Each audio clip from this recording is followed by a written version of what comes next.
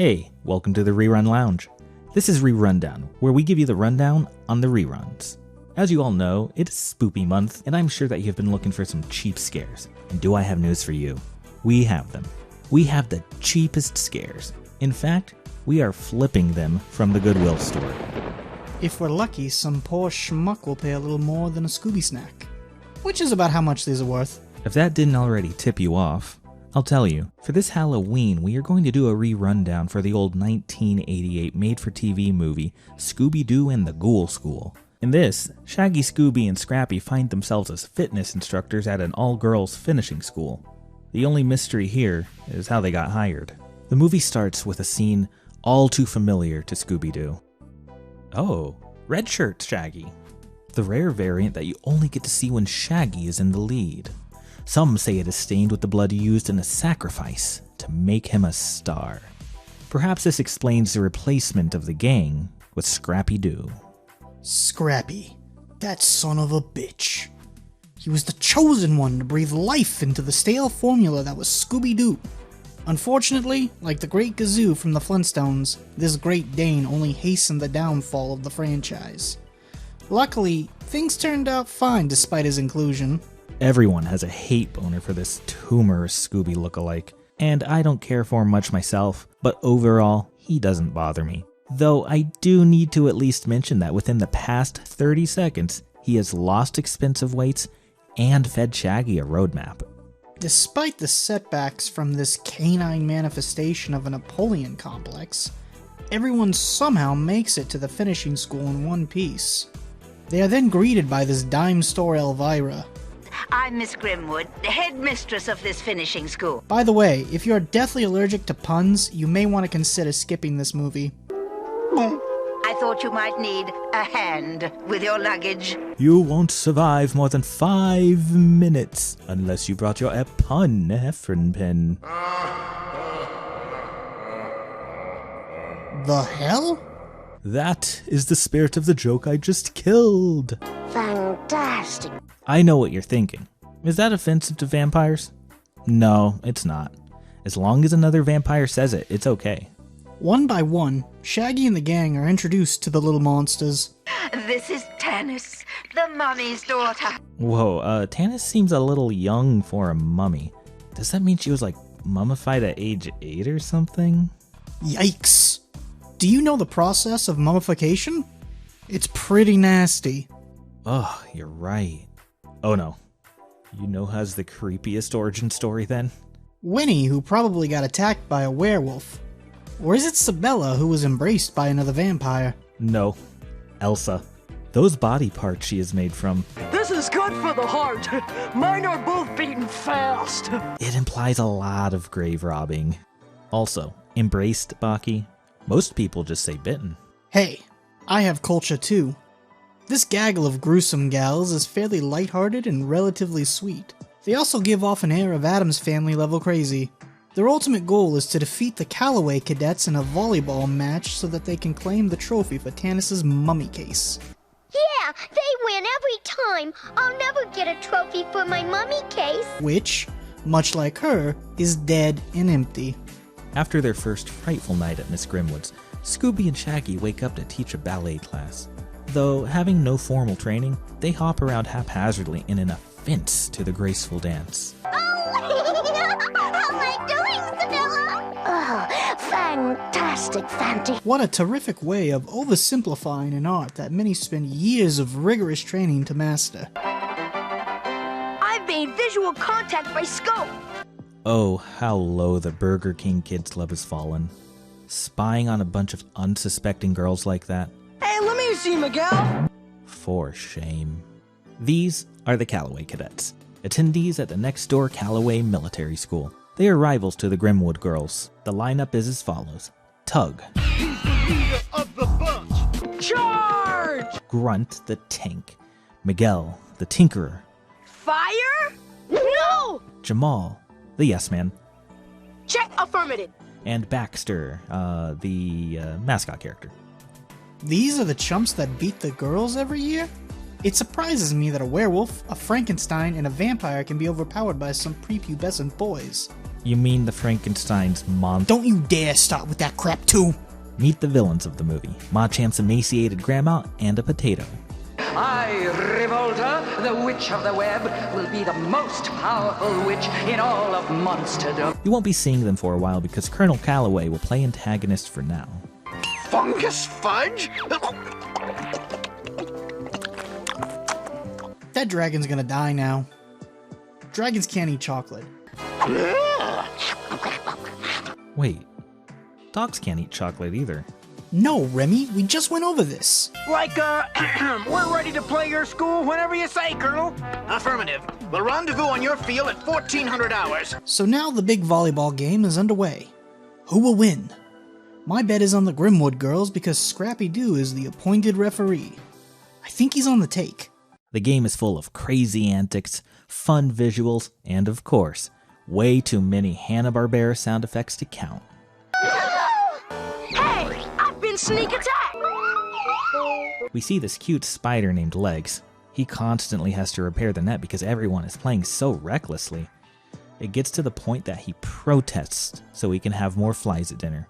All right, a dozen flies. That's right, Legs. Never undersell yourself. Because the Calloway cadets don't have the kind of superpowers the monsters have. They use the kind of superpowers humans have. Cheating. They won't be winning for long. I planted a remote control device in the volleyball. I'll save it, Winnie. Oh, what a backspin. Unfortunately for them, cheating doesn't pay off, and their volleyball backfires. Ooh, he won't be sitting for a while. Now the little TP roll finally has a trophy for her mummy case. The gang returns to the school to prepare for Parents' Night. Gee, who's coming to this open house anyway? My daddy, Dracula. Frankenstein Sr. And my mummy, Daddy. Oh, don't forget Papa Werewolf. And my tattoo father. In their meager attempt to hide, Shaggy and company are faced with an onslaught of monsters, mirroring the scene from earlier in the movie. The fathers aren't out for blood, I think. They are out for hugs. Hurt you? I want to hug you for making my daughter feel like a winner. Before dawn breaks, the dads leave with a grim warning to Shaggy and Scooby. Take care of Tanis and her friends, or you're going to meet a very mad mummy. Scooby and Shaggy better be careful. These aren't costumed crooks. They're the real deal. It is now that Revolta enacts her plan. She has a spider bat, which I guess is a thing, hypnotize Shaggy into bringing the girls on a hike. We'll take the girls on a little field trip. That doesn't sound so bad. A hike to the barren bog. I failed to see the issue here. Rita Repulsa's grand master plan is to have her inept simp harass each girl until they seek shelter in an abandoned shack in the woods. This looks like a great place to hide. The Grim Creeper, as his name implies, would be the most fitting choice for this task. You can't escape the Grim Creeper.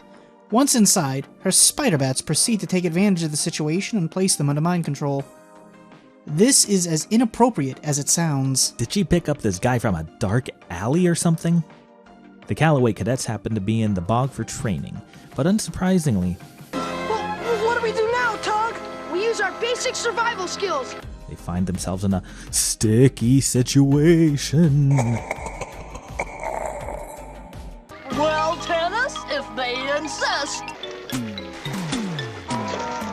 The cadets pay them back by watching Sabella get attacked by 2 spider bats and leaving Shaggy trapped in the mud.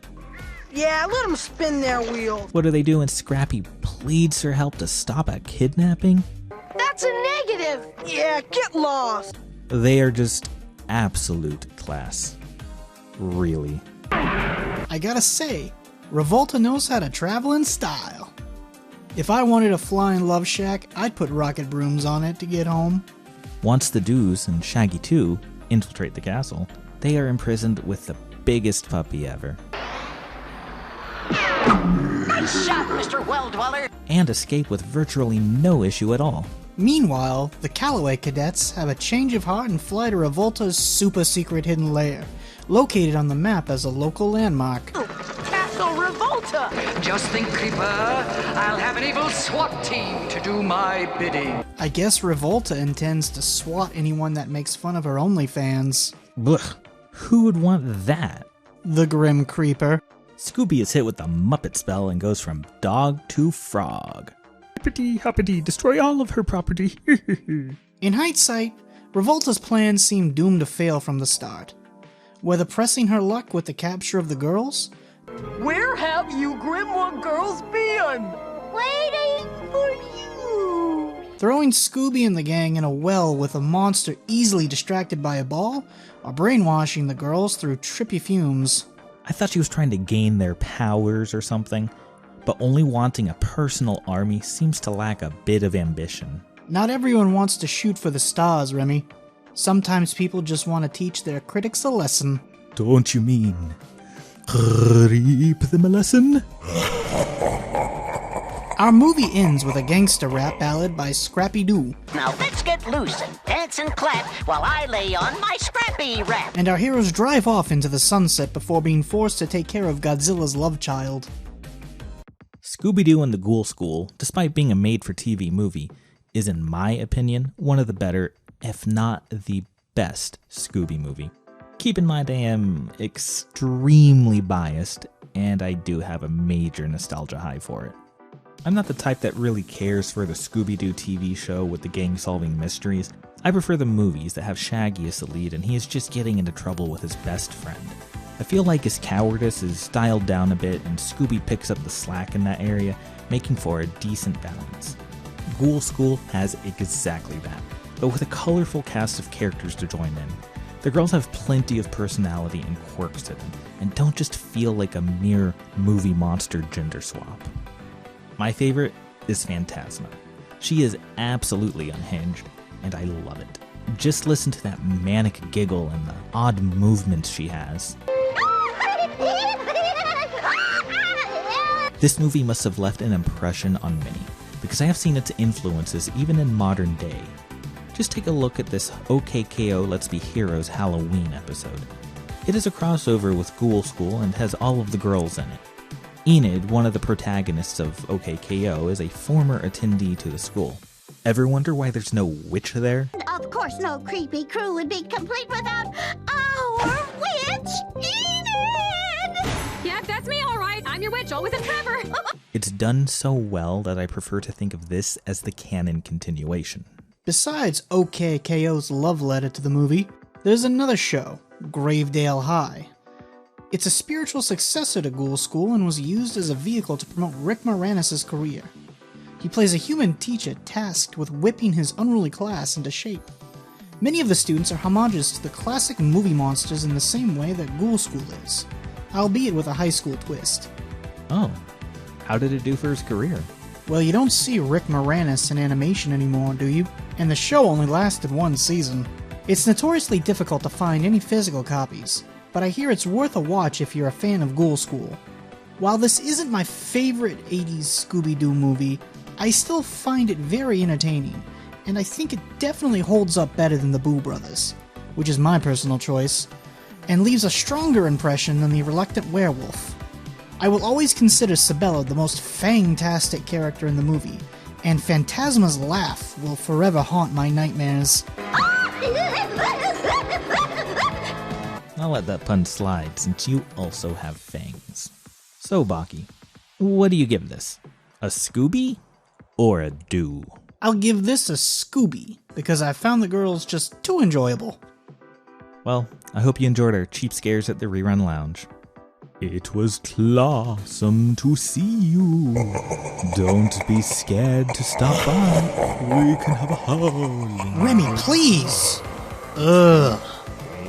Well, I'll be seeing you. Don't forget to like, subscribe, or comment. Oh, and pay that tab. We're waiting, friends.